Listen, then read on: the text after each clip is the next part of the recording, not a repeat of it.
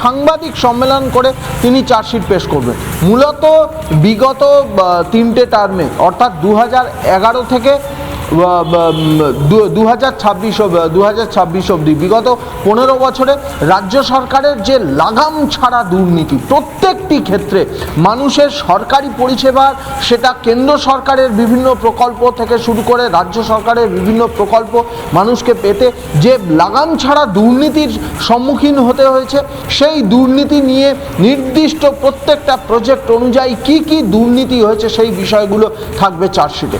অন্যদিকে কার্যত প্রশাসনিক ব্যর্থতা, পুলিশি নিরাপত্তা বা পুলিশ প্রশাসনের কার্যত ব্যর্থতা, বিরোধীদের রাজনৈতিকভাবে একটা দমন করার চেষ্টা, শুধু তাই নয়, সাধারণ মানুষ বিচার চাইতে গেলে বিভিন্ন সময় একাধিকবার বিভিন্নভাবে হেনস্থা হতে হয়েছে, সেই বিষয়গুলো চার্জশিটে উল্লেখ করবেন স্বরাষ্ট্রমন্ত্রী, জানা যাচ্ছে সূত্র মারফত।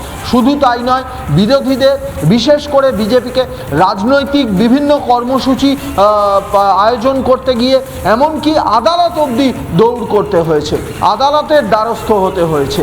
অর্থাৎ প্রশাসন বা রাজ্য প্রশাসন, পুলিশ প্রশাসনের একটা সামগ্রিক ব্যর্থতা তুলে ধরবেন চার্জশিটে, এমনটাই জানা যাচ্ছে সূত্র মারফত। অন্যদিকে এই চার্জশিটের থাকতে চলেছে নারী নিরাপত্তা।